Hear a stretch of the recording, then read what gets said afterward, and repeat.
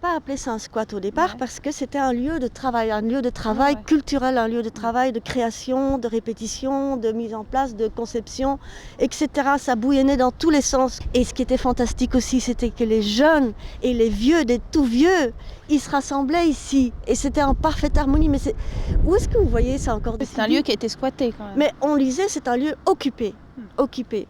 Après, effectivement, il y a eu de la violence de l'extérieur de la part du promoteur qui envoyait des nervis ou comment on appelle ça, des gros bras. On a découvert que, en fait, le promoteur immobilier, il a reçu donc son permis de démolir sur des bases frauduleuses, c'est-à-dire qu'il n'avait jamais déclaré que c'était un théâtre ou que c'était un lieu culturel. Il a parlé d'hangars, d'entrepôts commerciaux, ou de temps en temps, il parlait aussi simplement de terrain.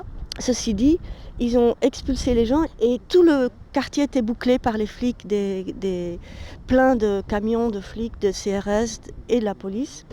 Et puis ensuite, ils ont commencé à casser tout le toit. Ils ont aussi enlevé, par exemple, toutes les tuiles. Or, c'était en parfait état.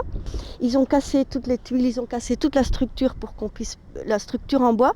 Il faut quand même comprendre qu'effectivement, on ne peut plus le réintégrer. Mais avec les intempéries, les murs ne vont pas résister non plus. Donc, il va s'écrouler, quoi. Ils font tout pour qu'il s'écroule, sans qu'ils aient l'autorisation pour l'instant. Donc, c'était quelque chose qu'il faut absolument qu'on puisse sauvegarder ça, quoi. Même s'il n'y a plus de toit, je sais pas, on mettra des tentes pour pouvoir continuer, non ?